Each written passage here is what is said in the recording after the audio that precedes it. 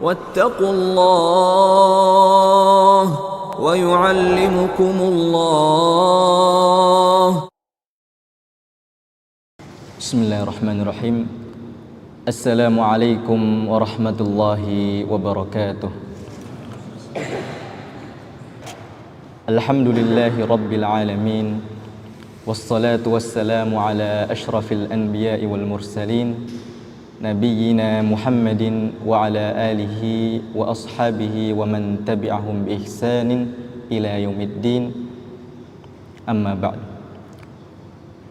Seluruh pujian dan sanjungan semuanya hanya berhak untuk Allah Subhanahu wa ta'ala, Rabb, pencipta, pemilik dan pengatur seluruh alam semesta.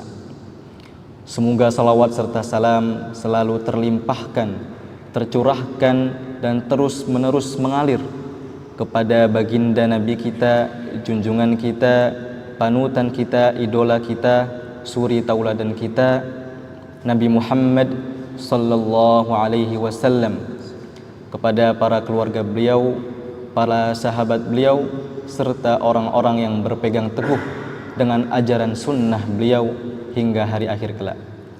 Hadirin yang semoga Allah Subhanahu wa ta'ala rahmati, pada sore kali ini ana diminta oleh Bapak tuan rumah untuk mungkin mengisi sedikit nasihat. Tentunya kita saling mengingatkan karena tidak ada manusia yang bersih dari dosa. Jujur aja, ana duduk di sini bukan berarti yang lebih berilmu. Kita di sini saling memberikan nasihat.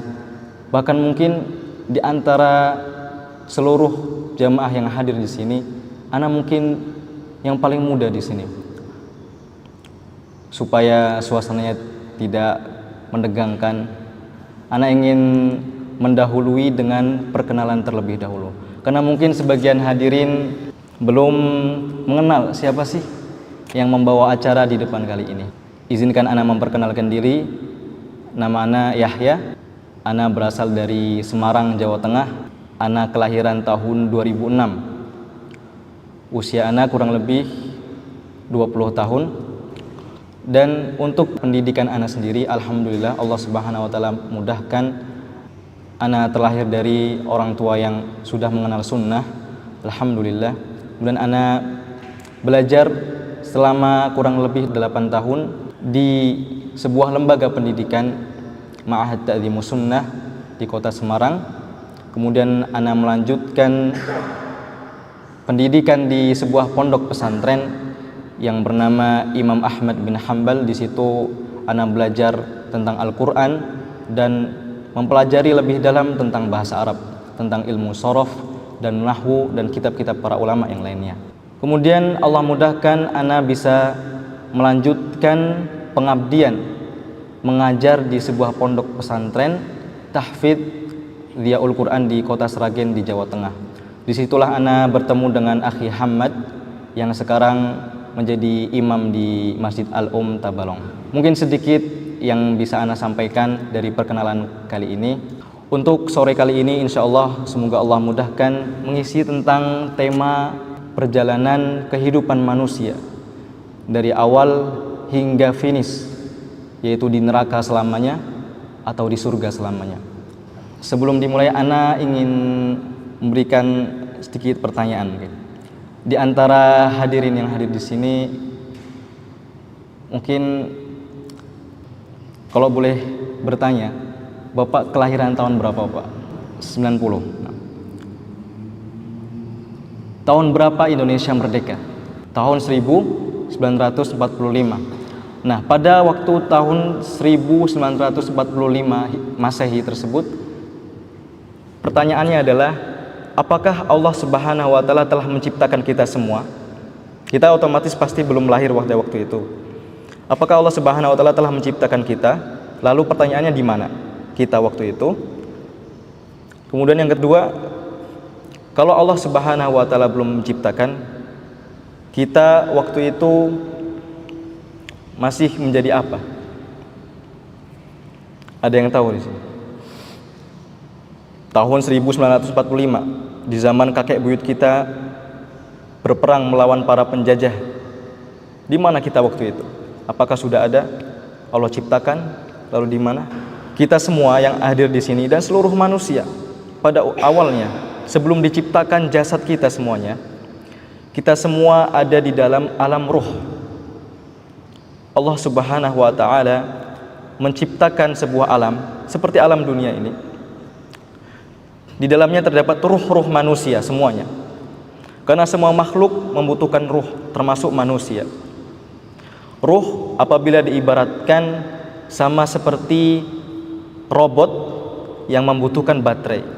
Ruh manusia semuanya sama. Semuanya sama.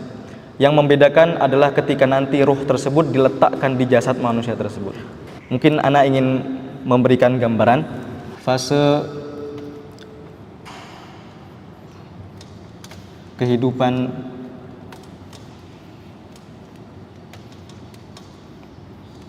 manusia.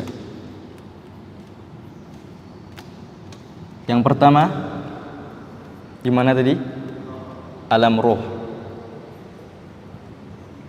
Ruh dalam bahasa Arab artinya dalam bahasa Indonesia adalah nyawa. Kita sebutnya ruh sebagaimana yang Allah sebutkan di dalam Al-Qur'anul Karim, wa yas'alunaka 'anir ruh. Qulir ruhu min amri rabbi. Dan mereka wahai Muhammad bertanya kepada engkau tentang ruh, katakanlah sesungguhnya ruh adalah termasuk dari urusan Tuhanmu yang tidak perlu diketahui oleh semua manusia. Hanya rahasia antara Allah dan para malaikat yang tugasnya khusus saja.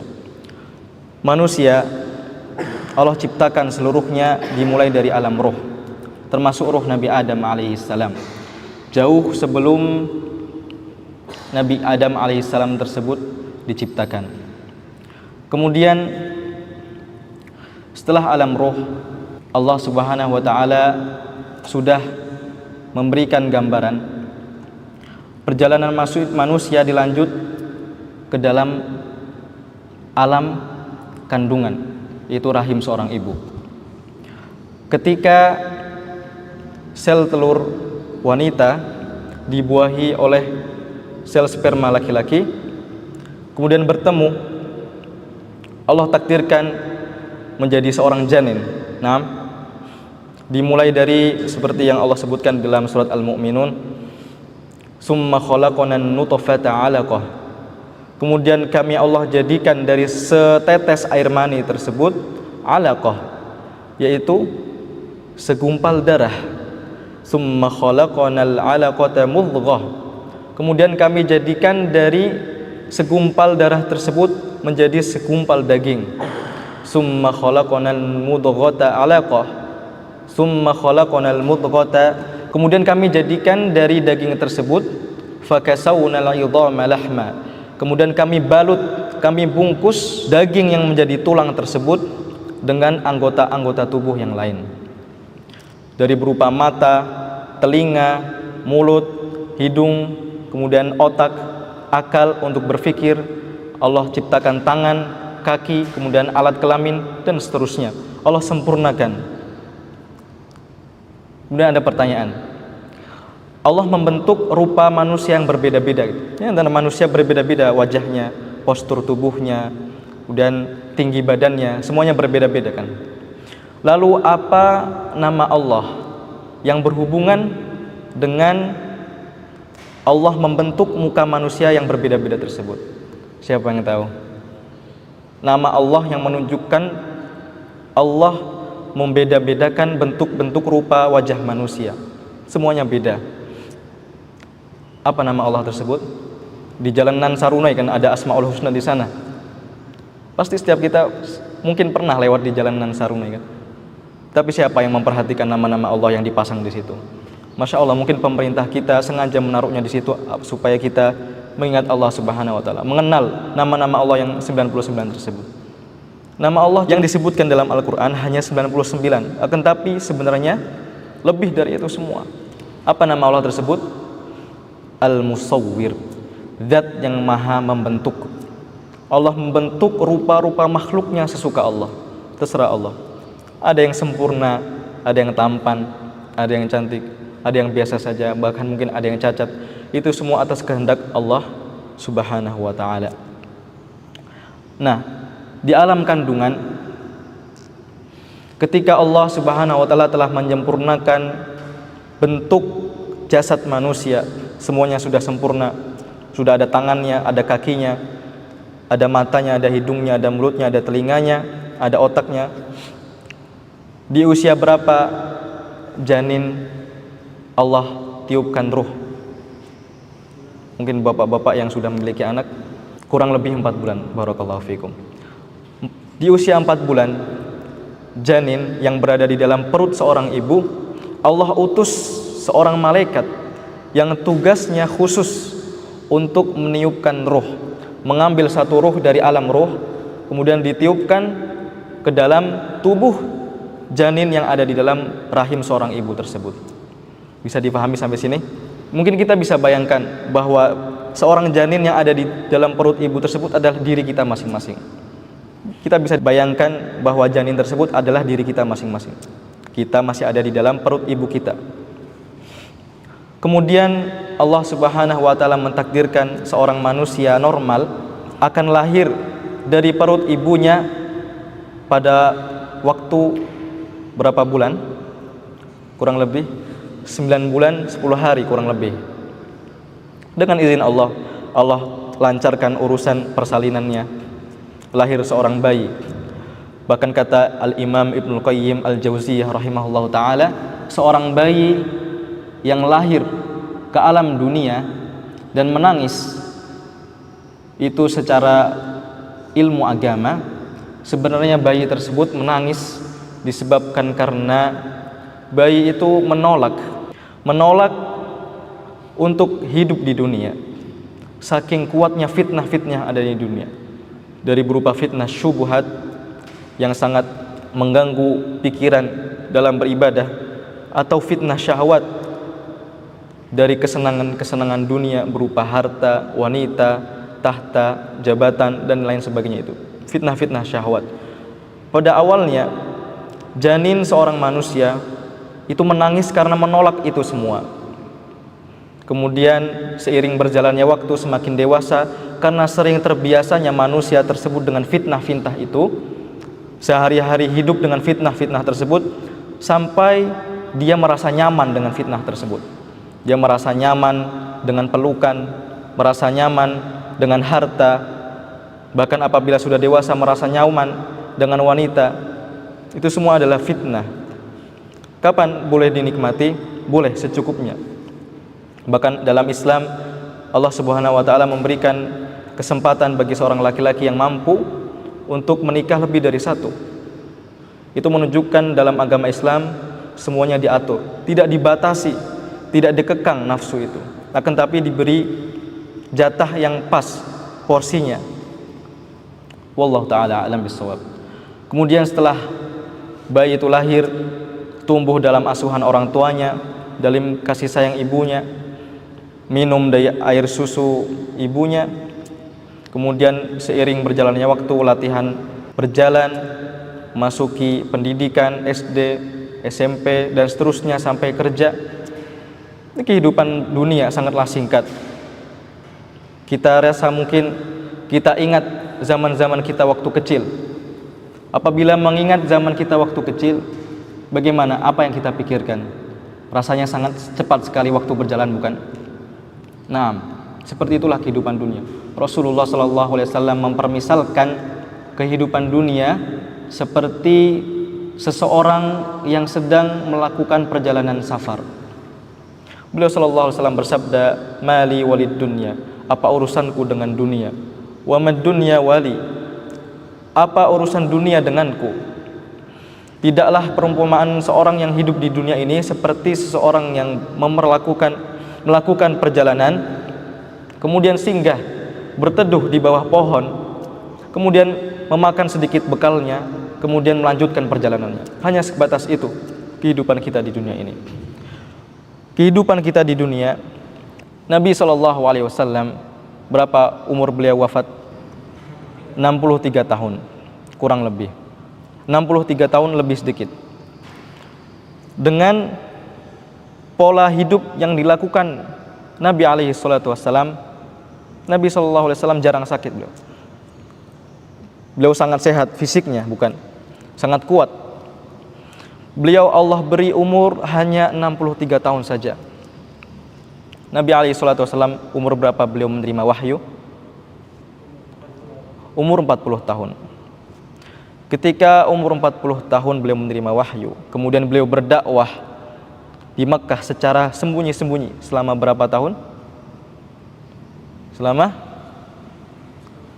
3 tahun.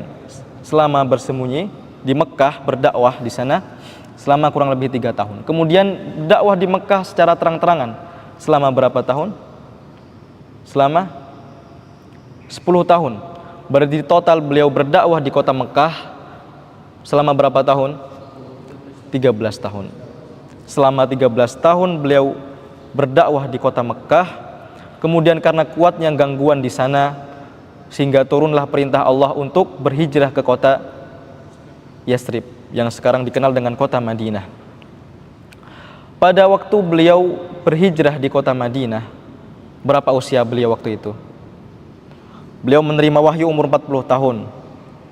Kemudian beliau berdakwah di Mekkah selama 13 tahun. 40 ditambah 13, 53 tahun. Usia 53 tahun beliau berhijrah selama 8 hari 8 malam dari kota Mekkah ke kota Madinah. Betapa sehatnya fisik beliau. Umur 53 tahun. Mungkin usia sekarang umur 53 tahun itu banyak sakit-sakitan. Sakit stroke, asam urat, sakit kolesterol dan lain sebagainya.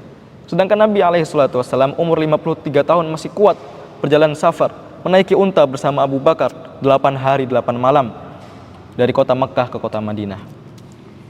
Itu saja, dengan pola hidup yang dilakukan Nabi SAW, Allah hanya memberi beliau umur hanya 63 tahun saja. Bagaimana dengan kita?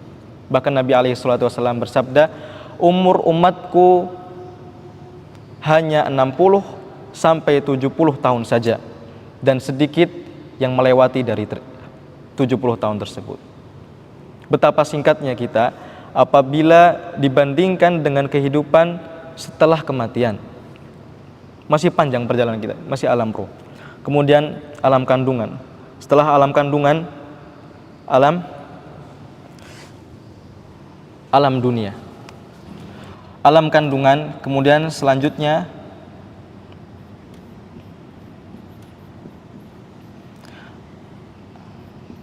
alam dunia. Di sinilah tempat kita diuji. Sebenarnya saya hanya singkat saja. Cuma betapa kuatnya fitnah, syubhat dan syahwat di alam dunia tersebut sehingga kebanyakan manusia lupa dengan tujuan dia diciptakan. Allah Subhanahu wa taala berfirman, "Zuyyina lin-nasi hubbus syahawat." Telah dimasukkan rasa cinta, rasa suka ke dalam hati setiap manusia.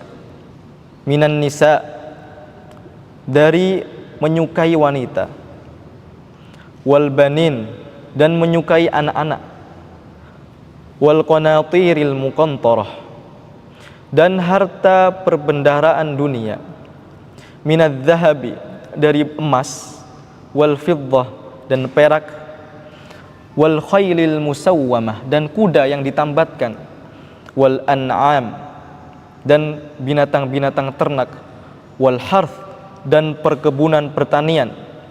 Dzalika mata'ul hayatid dunya. Itu semua adalah kehidupan dunia yang sangat menggoda memang.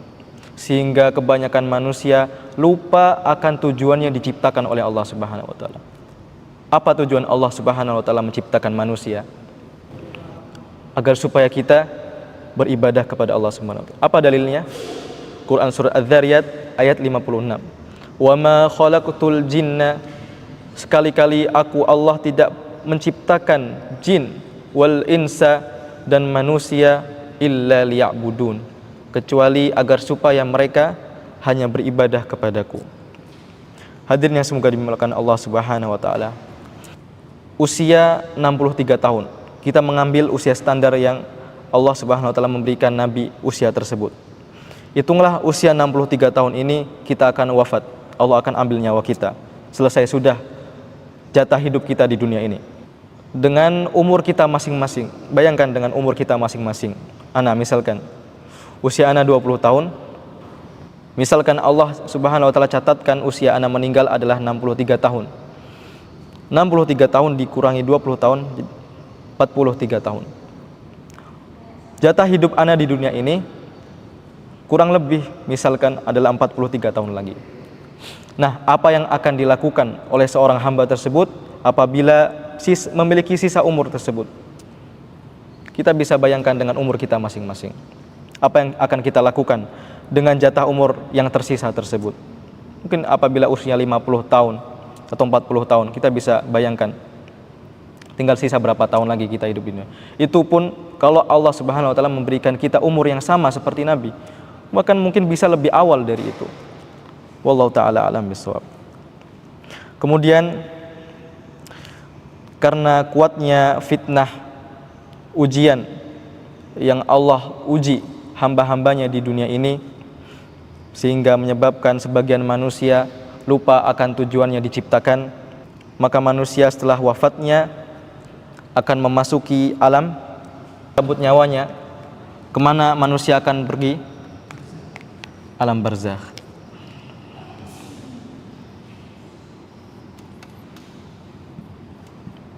Alam barzakh.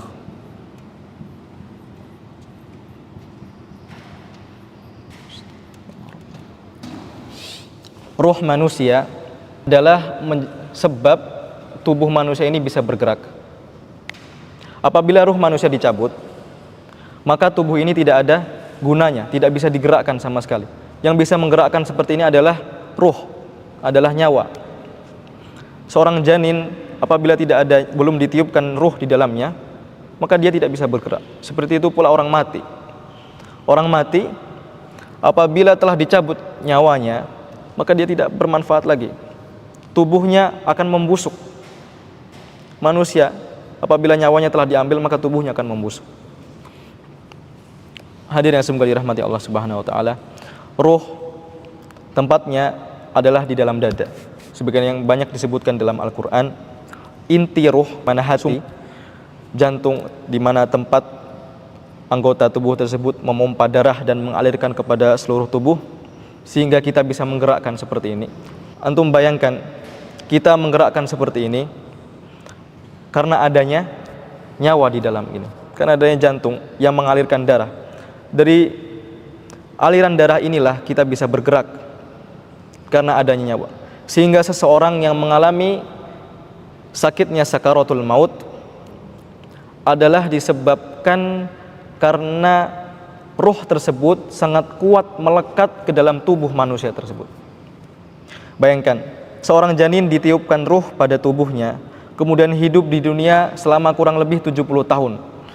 Dia hidup dengan bersenang-senang di dunia, melakukan apa saja yang dia kehendaki, sehingga menyebabkan ruh tersebut sangat nyaman di dalam tubuh manusia tersebut.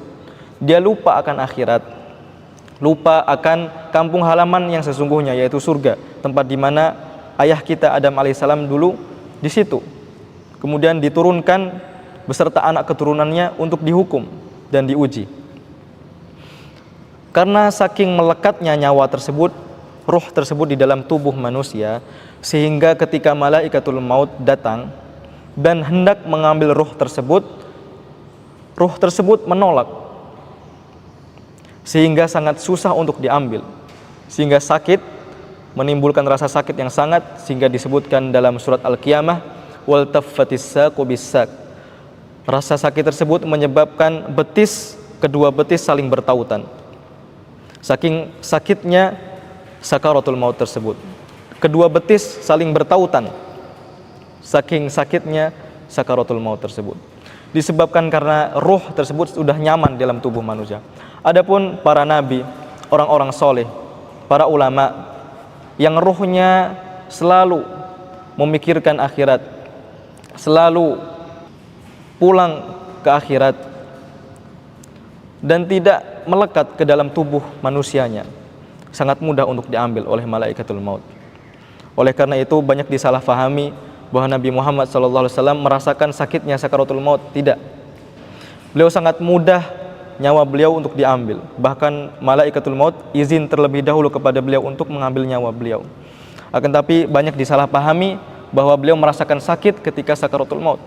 Padahal yang beliau rasakan sakit tersebut disebabkan penyakitnya, demamnya beliau. Karena seorang nabi merasakan sakit 2 kali lipat dari manusia biasa. Sehingga beliau merasakan sakit karena penyakitnya, bukan karena sakaratul mautnya. Adapun sakaratul maut beliau sangat mudah. Nyawa beliau sangat mudah untuk diambil oleh malaikatul maut. Hadirin yang semoga dirahmati oleh Allah Subhanahu wa taala. Kemudian setelah manusia diambil nyawanya oleh Allah Subhanahu wa taala, dibawalah nyawa tersebut menuju langit. Mungkin sebagian antum ada yang pernah mendengar hadis ini. Malaikat setelah mencabut nyawanya, membawa ruh tersebut naik ke atas langit. Di langit pertama, banyak penghuni malaikat yang berada di langit pertama. Apabila malaikat tersebut bertanya, ruh siapa yang kau bawa ini? Apabila seorang yang soleh melakukan banyak amal ketaatan selama hidupnya di dunia, maka Allah akan izinkan malaikat penjaga pintu pertama langit untuk membukakan untuk ruh tersebut sampai naik ke langit ke-7. Disitulah Allah Subhanahu wa taala meridhoi hamba tersebut dan dikembalikan ke dalam jasadnya yang sudah dikubur di bawah tanah. Di saat itulah 2 malaikat Munkar dan Nakir akan datang dengan 3 pertanyaan. Apa pertanyaan tersebut?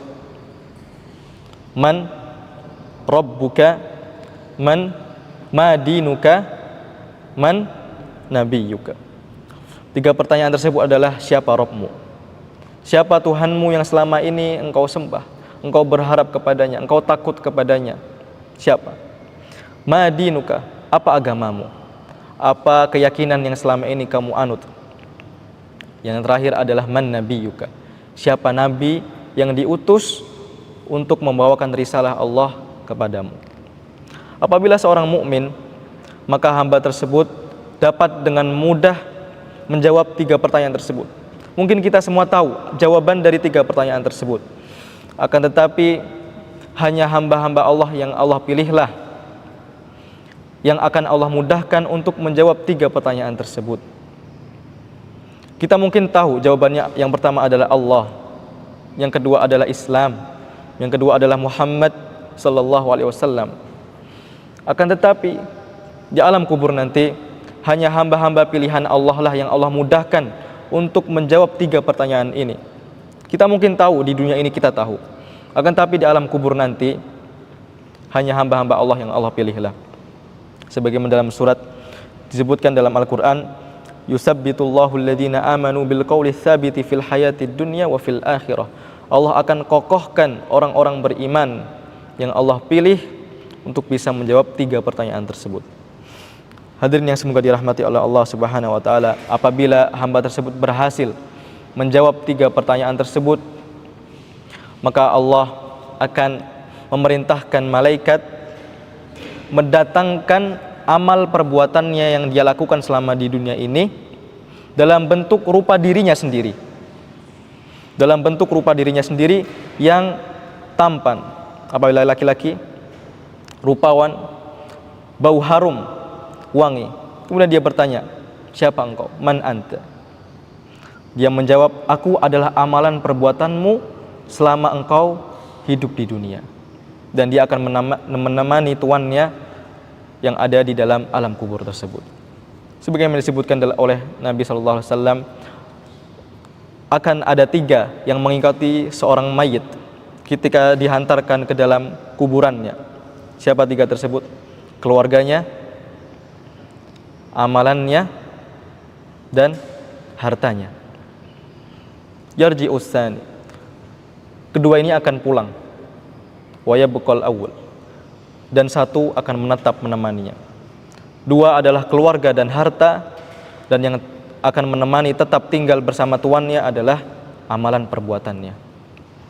Hadirin yang semoga dirahmati Allah Subhanahu wa taala, setelah lulus menjawab 3 pertanyaan tersebut, Allah perintahkan supaya pintu-pintu surga dibukakan untuknya, sehingga dia merasakan wanginya, anginnya yang sangat segar dari surga tersebut.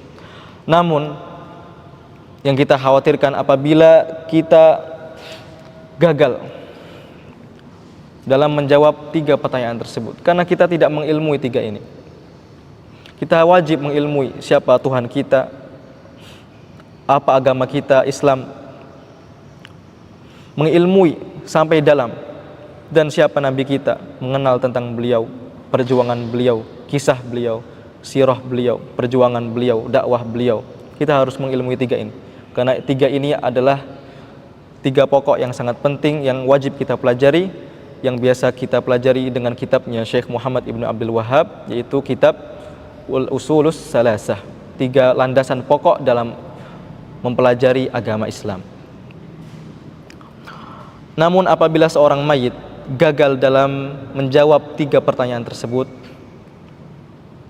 maka Allah tidak segan-segan memerintahkan malaikatnya untuk memberikan siksa. Padahal Allah Subhanahu wa taala adalah zat yang maha pengasih, zat yang maha penyayang. Sungguh keterlaluan seorang hamba apabila memiliki seorang tuannya sangat baik hati, sangat murah, pemurah, akan tetapi membuat tuannya ini marah. Alangkah sangat keterlaluannya seorang hamba tersebut. Alangkah pemurahnya Allah, alangkah pengasihnya Allah. Akan tetapi apabila seorang hamba membuat Allah murka, maka sungguh alangkah keterlaluannya hamba tersebut. Hadirin yang semoga dirahmati Allah Subhanahu wa taala, selain mayit tersebut disiksa, Allah akan memerintahkan malaikat untuk membukakan pintu-pintu neraka agar supaya angin neraka itu menghembus ke dalam kuburnya. Na'udzubillah, nas'alullah as-salamata wal afiyah. Oleh karena itu, sahabat Utsman bin Affan, beliau suatu hari pernah menangis. Kemudian beliau ditanya, apa yang menyebabkan engkau menangis? Sedangkan engkau adalah menantu Nabi alaihi salatu wassalam yang sudah Nabi jamin surga. Utsman bin Affan termasuk dari 10 sahabat yang Nabi jamin surga. Apa jawaban beliau? Aku menangis bukan karena aku takut neraka, karena Nabi telah menjamin aku surga. Akan tapi aku menangis karena Nabi tidak menjamin aku selamat dari siksa kubur.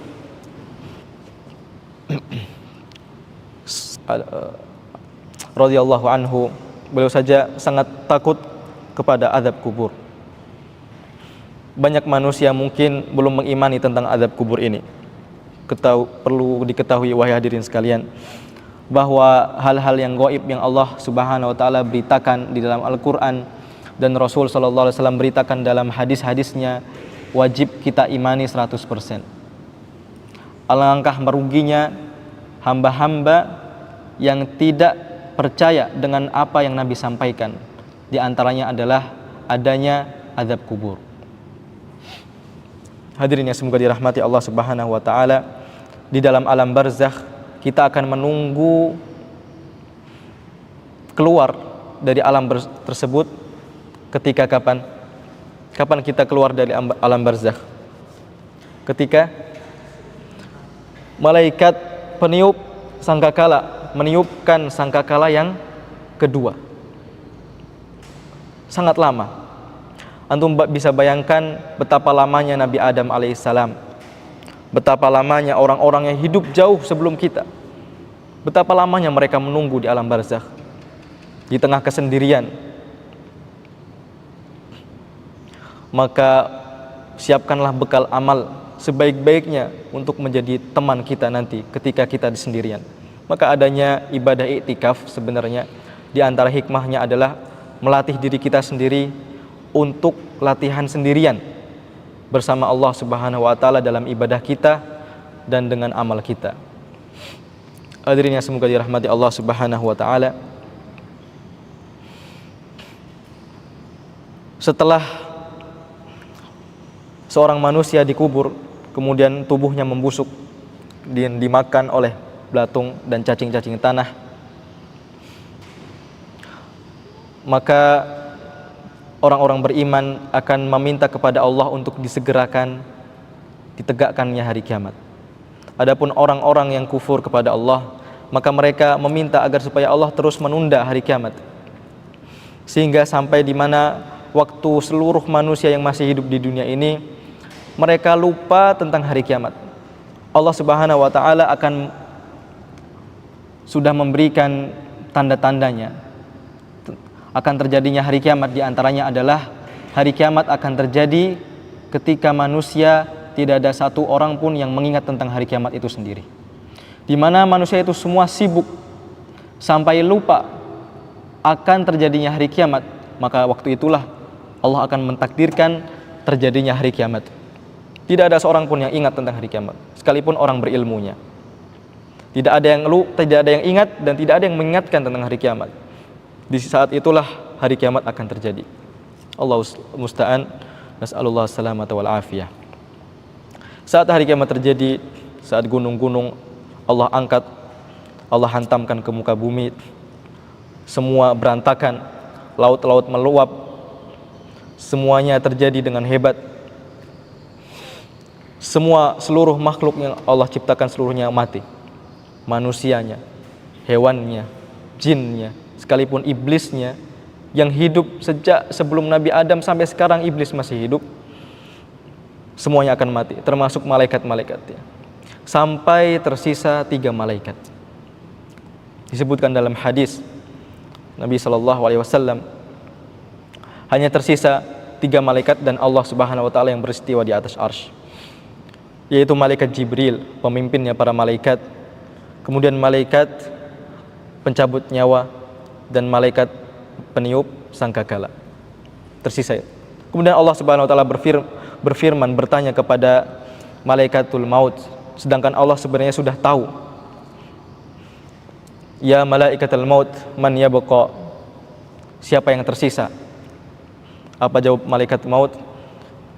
Tersisa malaikat Jibril, malaikat peniup sangkakala, dan ana abdukal fakir baina yadaik. Dan tersisa hambamu yang hina di hadapanmu ini ya Allah, yaitu malaikat maut dirinya sendiri. Kemudian Allah Subhanahu wa taala memerintahkan malaikatul maut untuk mencabut nyawa malaikat Jibril dan mencabut nyawa malaikat peniup sangkakala. Melaksanakan tugasnya. Idza amruhu idza arada syai'an ayyakula lahu kun fayakun. Setelah tinggal 1 malaikat saja, yaitu malaikatul maut, Allah Subhanahu wa taala berfirman, ya malaikatul maut, mut, matilah engkau. Mati. Tidak ada satu makhluk pun yang hidup waktu itu setelah terjadinya kiamat. Hanya tersisa Allah Subhanahu wa taala, zat yang maha hidup. Lalu Allah Subhanahu wa taala berfirman kepada seluruh makhluknya yang sudah mati, ainal malakut, ainal muluk, di mana raja-raja yang sombong? Ainal ilah, di mana Tuhan-Tuhan yang selama ini kalian sembah? Di mana mereka? Limanil mulkul yaum. Limanil mulkul yaum, milik siapa kerajaan hari ini? Allah bertanya kepada mereka makhluk-makhluknya yang sudah mati. Allah ingin mengakui dirinya sendiri. Limanil mulkul yaum, milik siapa kerajaan hari ini? Lillahil wahidil qahar. Allah menjawab, milik Allah, zat yang maha esa, zat yang maha tunggal, zat yang tidak membutuhkan siapapun, Al-Qahar, zat yang maha perkasa. Masya Allah, hadirin yang semoga dirahmati Allah Subhanahu wa taala. Kemudian setelah itu, setelah Allah mengakui dirinya sendiri, Allah membangkitkan malaikat Israfil, malaikat peniup sangkakala, kemudian meniupkan sangkakala yang kedua, sehingga hiduplah semua makhluk dari sejak zaman Nabi Adam, semua manusia yang Allah ciptakan sejak Nabi Adam alaihissalam sampai manusia terakhir yang Allah ciptakan, semua hidup. Kemudian Allah kumpulkan semuanya di mana Allah kumpulkan? Di padang mahsyar. Mahsyar dalam bahasa Arab dari kata hasyara, artinya berkumpul. Tempat di mana seluruh manusia, seluruh makhluk akan berdiri di sana. Allah Subhanahu wa taala berfirman, yauma tubaddalul ardu ghairal ard, hari di mana Allah akan ganti bumi tersebut dengan bumi yang lain. Kemudian Nabi sallallahu alaihi wasallam bersabda, manusia akan dibangkitkan dari kubur-kubur mereka dalam 3 kondisi. Yang pertama, dalam kondisi tidak berpakaian, telanjang, bulat, tidak memakai apapun, laki-laki dan perempuan. Kemudian kondisi yang kedua juga tidak berkhitan, dalam kondisi tidak bersunat. Kemudian yang ketiga adalah dalam kondisi tidak memakai alas kaki, betul-betul hanya membawa tubuh saja, digiring ke padang mahsyar, kemudian berdiri berbaris di sana. Allah Subhanahu wa taala berfirman, yauma yaqumur ruhu wal malaikatu shaffa. Hari itu di mana malaikat dan seluruh ruh yang Allah ciptakan berdiri bersaf-saf, berbaris-baris. La yatakallamuna illa man adzina lahur rahman. Mereka tidak ada yang berani berbicara sedikit pun. Hening suasana waktu itu, sepi. Tidak ada yang berani berbicara, sangat hening sekali. Illa man adzina lahur rahman. Kecuali makhluk-makhluk yang sudah Allah izinkan, yaitu para malaikat saja. Wa qala shawaba, dan pasti berkata dengan perkataan yang benar. Dzalikal yaumul haq. Ketahuilah wahai manusia, sesungguhnya itu adalah hari yang pasti akan terjadi. Hadirin yang semoga dirahmati Allah Subhanahu wa taala. Di padang mahsyar seluruh manusia akan berdiri selama berapa hari? Sehari di sana waktu itu seperti berapa tahun di dunia? Khamsina alfasana. Khamsin 50.000. Satu hari di akhirat seperti 50.000 tahun di dunia. Dan pada waktu itu Allah Subhanahu wa taala dekatkan matahari sedekat apa? Man ya'rif, siapa yang tahu? Sedekat apa Allah dekatkan matahari di atas kepala manusia? 1 mil. Wallahu ta'ala, seorang perawi tidak mengetahui mil yang dimaksud oleh Nabi sallallahu alaihi wasallam adalah mil yang digunakan untuk celak atau mil dalam hitungan kilometer, yaitu 1,6 kilometer. Matahari didekatkan sampai keringat-keringat manusia bercucuran dan akan menenggelamkan pemilik keringat itu sendiri sesuai dengan kadar amalannya. Lama manusia berdiri sampai mereka berputus asa dan akan mendatangi Nabi satu persatu, dimulai dari Nabi Adam sampai Nabi Muhammad SAW, seperti yang mungkin sudah pernah diceritakan oleh Ustadz Abdul Bar di Masjid Al-Um. Nabi SAW bersabda, sab'atun yudhilluhumullahu fi dhillih yawma la dhilla illa dhilluh. Ada 7 golongan. 7 golongan yang Allah berjanji akan menaungi mereka di padang mahsyar, di mana hari itu tidak ada naungan selain naungan Allah Subhanahu wa taala. Yang pertama, imamun adilun. Seorang pemimpin yang adil, bersikap adil, bijaksana. Seorang bos kepada karyawannya, seorang ketua kepada anggotanya, seorang suami kepada istri-istrinya, seorang ayah kepada anak-anaknya. Bersikap adil. Allah berjanji, apabila dia bersikap adil, maka Allah akan naungi dia pada hari di padang mahsyar kelak. Kemudian yang kedua adalah rajulun zakarallaha khalian fafadat ainah. Seorang laki-laki yang menyendiri. Seorang laki-laki yang menyendiri kemudian mengingat Allah, mengingat tentang akhirat, mengingat tentang jauhnya perjalanan hidupnya dia. Fafadat ainah. Maka tak terasa air matanya mengalir. Allah akan naungi dia kelak di padang mahsyar. Kemudian yang ketiga adalah wasyabun nasya'a fi ta'atillah. Seorang pemuda yang tumbuh di dalam ketaatan kepada Allah. Kenapa pemuda? Karena di saat-saat muda itulah nafsu, syahwat sedang menggebu-gebu terhadap harta, uang, wanita, lawan jenis.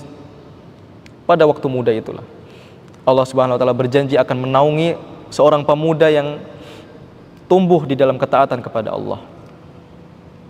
mendengar azan langsung segera ke masjid, dan lain sebagainya. Kemudian yang keempat adalah rajulani tahabba fillah, dua orang yang saling mencintai karena Allah Subhanahu wa taala. Bestie atau sahabat yang saling mencintai karena Allah Subhanahu wa taala. Karena keduanya ini saling mengingatkan apabila salah seorang di antara mereka terjatuh ke dalam kemaksiatan atau dosa, yang lainnya mengingatkan. Seperti itulah persahabatan yang sesungguhnya. Kedua orang yang saling mencintai karena Allah Subhanahu wa taala, Allah berjanji akan menaungi mereka. Kemudian yang kelima adalah warajulun qalbuhu mu'allakun bil masajid, seorang laki-laki yang hatinya sangat cinta kepada masjid. Kemana-mana yang dicari masjid, pergi luar kota, pertama kali yang dia cari adalah masjid dulu. Di mana masjid? Dia ingin datangi, ingin berwudu, ingin sholat, dan ingin menenangkan dirinya di sana. Hatinya sangat terpaut kepada masjid, sangat mencintai masjid. Allah berjanji akan menaungi orang-orang yang hatinya mencintai masjid. Kemudian yang terakhir adalah yang keenam, wa rajulun da'athu imra'atun dzatu mansibin wa jamalin, seorang laki-laki yang diajak berzina oleh seorang wanita yang memiliki kecantikan dan memiliki kedudukan. Faqala inni akhafullah, kemudian dia berkata, sesungguhnya aku takut kepada Allah. Sangat berat.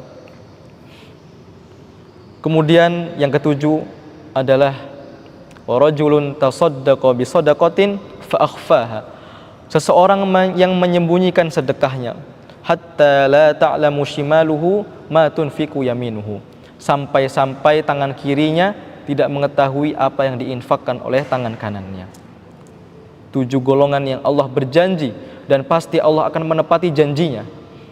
Allah akan menaungi mereka di padang mahsyar, di mana hari tersebut tidak ada naungan selain naungan Allah Subhanahu wa taala. Kemudian setelah itu manusia berbondong-bondong kepada Nabi Adam, ayah mereka. Hadisnya panjang, dan karena terbatasnya waktu kita akan singkat saja. Wahai Adam, sesungguhnya engkau adalah manusia pertama. Allah ciptakan engkau dengan tangan Allah sendiri, dengan tangan Allah langsung. Engkau adalah bapaknya manusia, maka mohonkanlah syafaat kepada Allah untuk kami. Apa kata Nabi Adam? Sungguh Rabbku telah murka pada hari ini yang belum pernah murka sebelumnya dan sesudahnya. Pergilah kepada Nuh. Kemudian manusia pergi kepada Nuh alaihissalam. Kemudian mereka manusia berkata kepada Nabi Nuh alaihissalam, wahai Nuh, Nabiullah Nuh, sesungguhnya engkau adalah Rasul pertama. Allah sebut engkau dengan abdan syakura, hamba yang bersyukur, banyak bersyukur. Kenapa Allah Subhanahu wa taala menyebut Nabi Nuh alaihissalam dengan hamba yang banyak bersyukur? Al-Imam Ibnu Abbas radhiyallahu anhu, beliau berkata dalam kitab tafsirnya, Nabi Nuh alaihissalam Allah puji beliau dengan hamba yang bersyukur karena setiap kali beliau selesai makan, beliau selalu berdoa, alhamdulillahilladzi at'amani walau syaa aja'ani.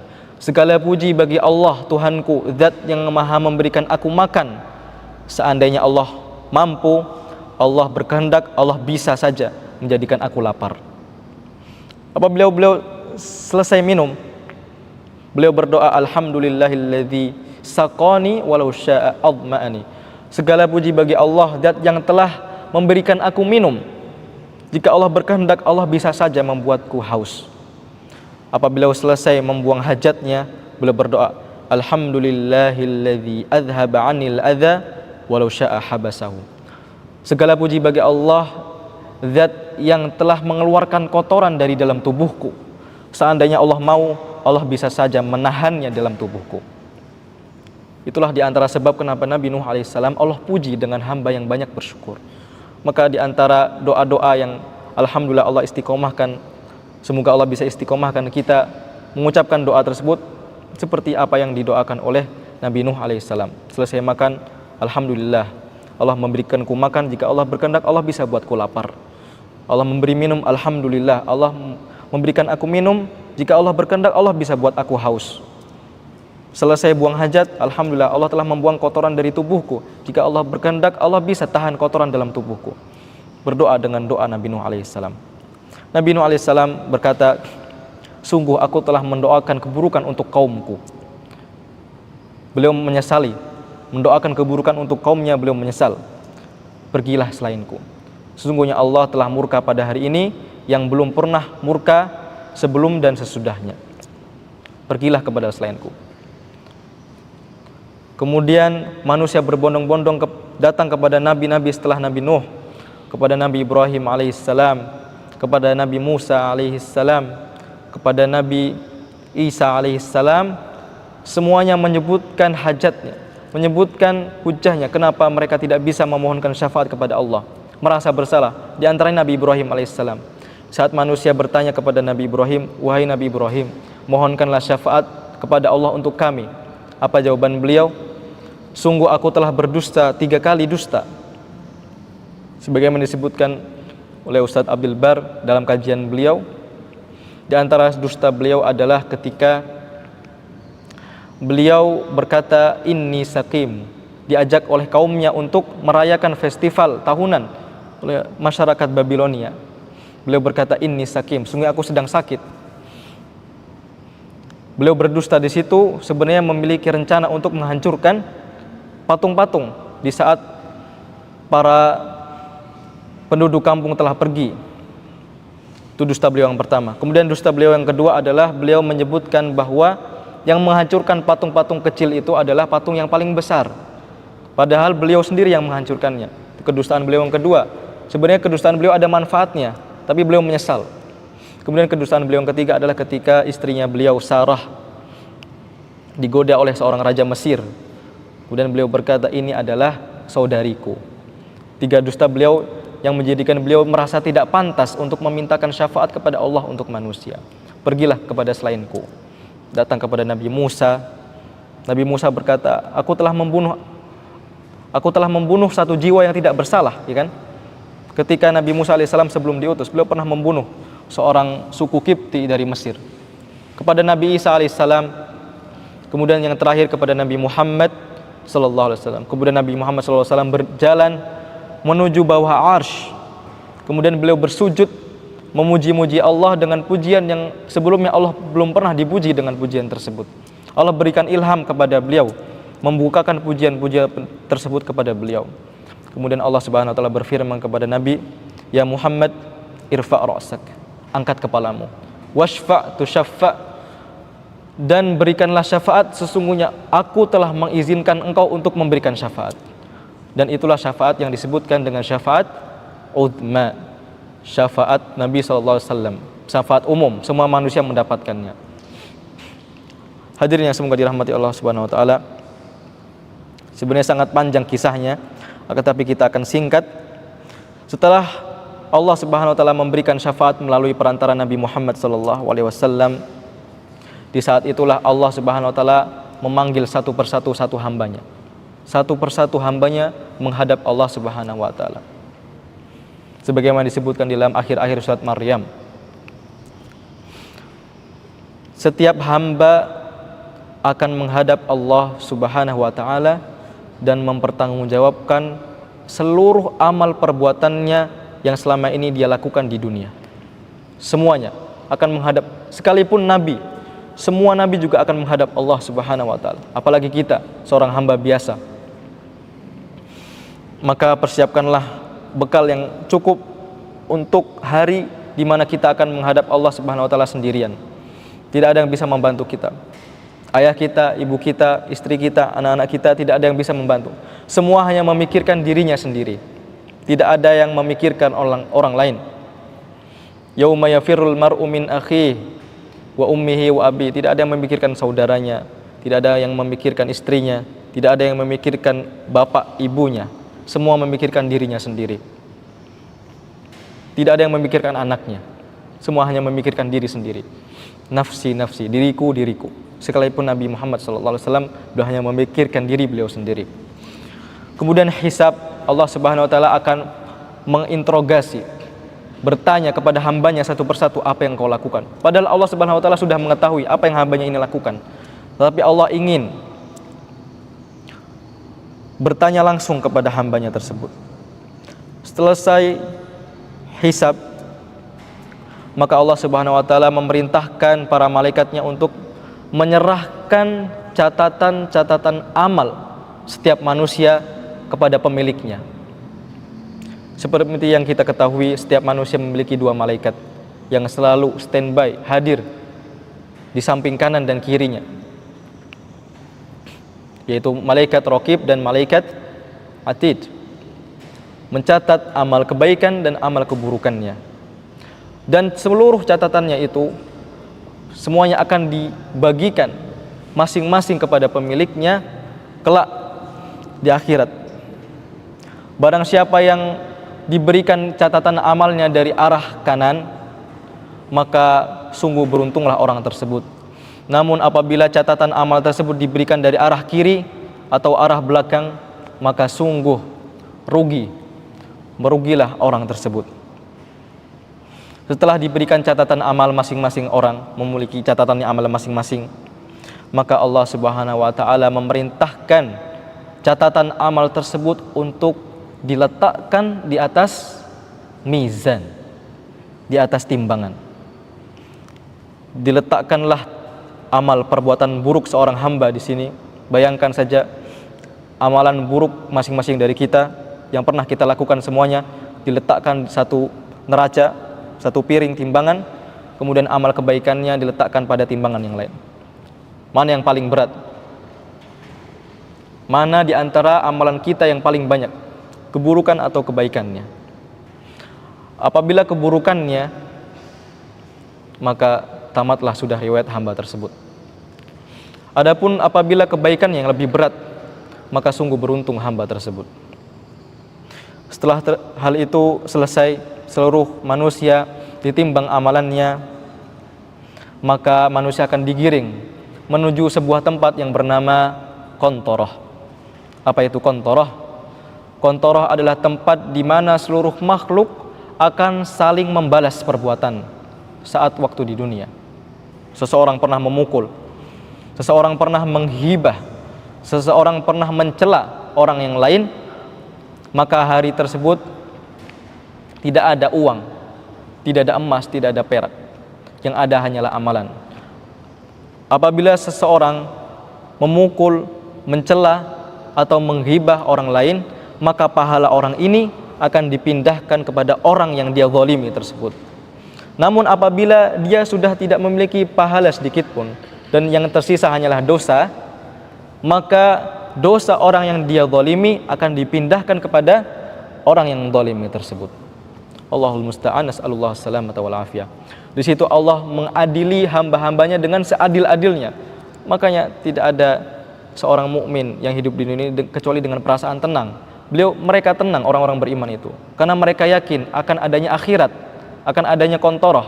Di sanalah Allah akan mengadili seluruh makhluknya dengan seadil-adilnya. Sekalipun 2 kambing yang saling bertanduk, kambing yang saling berantem, semuanya akan Allah adili. Kambing yang dizalimi akan Allah berikan kekuatan untuk membalas perbuatan yang pernah dilakukan oleh kambing kawannya tersebut. Sampai kelas kambing Allah adili, apalagi manusia. Sampai saling membalas di Qantharah tersebut selesai, maka Allah Subhanahu wa taala menggiring manusia tersebut ke sebuah telaga. Setiap nabi Allah Subhanahu wa taala memberikan mereka telaga masing-masing. Nabi Adam alaihissalam memiliki telaganya, Nabi Nuh alaihissalam memiliki telaganya. Seluruh nabi memiliki telaga masing-masing. Diperuntukkan untuk siapa telaga tersebut? Diperuntukkan untuk umatnya yang taat dan menjalankan perintah-perintah nabi tersebut. Adapun Nabi Muhammad SAW, beliau memiliki satu telaga yang dinamakan dengan telaga Al-Kautsar. Seluruh umat Nabi Muhammad SAW diperizinkan untuk minum dari telaga tersebut, dan Nabi sendiri yang akan melayani umatnya. Kemudian datang sekelompok orang, datang hendak meminum dari air telaga tersebut. Kemudian para malaikat yang menjaga telaga tersebut mengusirnya. Nabi SAW bingung, mereka adalah umatku, mengapa engkau mengusir mereka? Maka malaikat tersebut menjawab, engkau tidak mengetahui apa yang dilakukan umatmu itu sepeninggalmu. Mereka melakukan hal-hal yang baru, melakukan hal-hal bid'ah yang tidak pernah Nabi SAW contohkan. Walaupun niat mereka bagus, walaupun niat mereka baik, akan tapi tidak pernah sama sekali dicontohkan oleh Nabi SAW, maka mereka akan diusir dari telaga Nabi SAW. Wal'iyadu billah, nas'alullah as-salamata wal afiyah. Kemudian setelah panjangnya perjalanan kita nanti, kita akan memasuki fase akhir, yaitu fase melewati jembatan Shiratal Mustaqim. Jembatan yang Allah bentangkan dari ujung kita berdiri sampai ujung di mana pintu surga itu berada. Dan di bawah jembatan tersebut adalah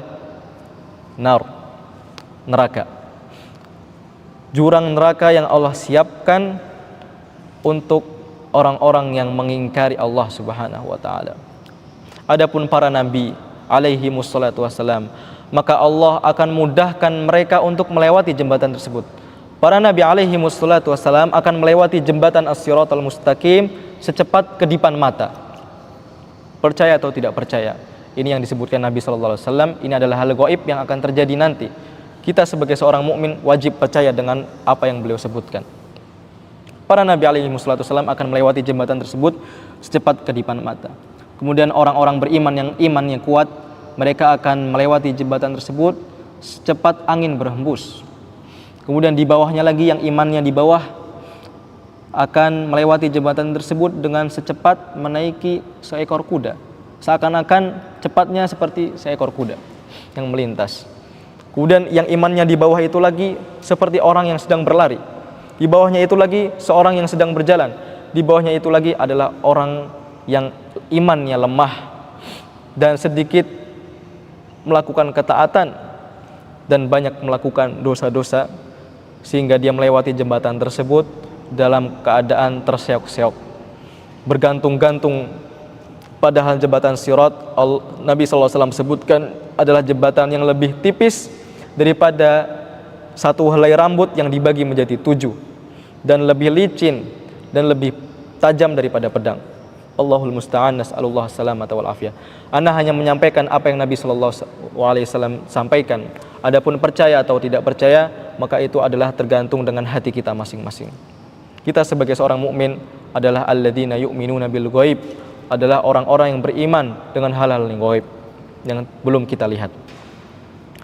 Semoga Allah Subhanahu wa taala menyelamatkan kita, memberhasilkan kita saat melewati jembatan Sirat, kita sampai di depan pintu surga, kemudian kita menunggu Nabi alaihi salatu wassalam untuk mengetuk pintu surga, dan ketika malaikat penjaga pintu surga membuka, bertanya siapa yang mengetuk, Nabi SAW berkata Muhammad. Kemudian jawaban malaikat penjaga pintu surga, sungguh Allah telah memerintahkanku untuk tidak membuka pintu surga kecuali atas izin engkau wahai Muhammad sallallahu alaihi wasallam. Maka pintu surga dengan izin Allah terbuka dan masuklah orang-orang beriman, dan di saat itulah, di saat dimana telapak kaki kita insyaallah biidznillah azza wajal menapakkan di surga Allah Subhanahu wa taala. Di saat itulah kita beristirahat, istirahat yang sesungguhnya, istirahat dari perjalanan yang sangat panjang. Kehidupan kita di dunia ini tidak ada apa-apanya dibandingkan dengan kehidupan yang akan kita jalani setelah kematian. Orang yang cerdas akan mempersiapkan hal itu semua. Ingatlah, sesungguhnya ayah kita Adam alaihissalam, ibunda kita Hawa alaihissalam diturunkan dari surga ke dunia ini adalah sebagai bentuk hukuman karena mereka berdua melanggar perintah Allah. Mereka berdua dihukum oleh Allah Subhanahu wa taala turun ke dunia, dan sebagai bentuk ujian beserta anak keturunannya, yaitu kita semua.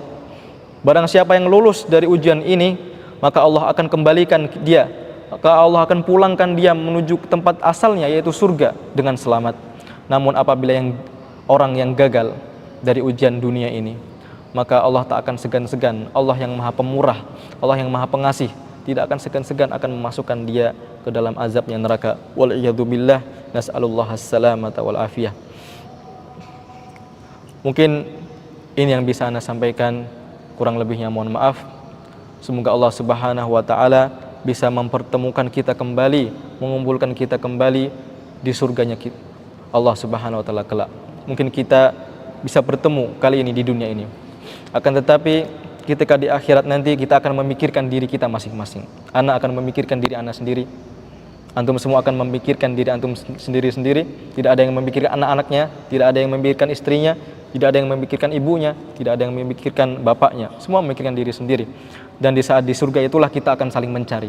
Maka para hadirin sekalian, jika antum sekiranya kelak tidak menemukan anak di surga, maka tanya kepada Allah Subhanahu wa taala, di mana Yahya yang dahulu pernah menasihati kami? Jika antum tidak menemukan anak di surga, tolong cari anak. Semoga Allah Subhanahu wa taala mempertemukan kita semua, mengumpulkan kita semua di surga Allah Subhanahu wa taala dalam kondisi bahagia dengan keluarga yang lengkap dan dalam keadaan bisa melihat wajah Allah Subhanahu wa taala yang selama ini kita harapkan. Aqulu qouli hadza wa astaghfirullah li wa lakum. Subhana rabbika rabbil izzati amma yasifun wa salamun alal mursalin walhamdulillahi rabbil alamin. Nakhtatim bi du'ai kafaratul majlis. Subhanakallahumma wa bihamdika asyhadu an la ilaha illa anta astaghfiruka wa atubu ilaik. Assalamualaikum warahmatullahi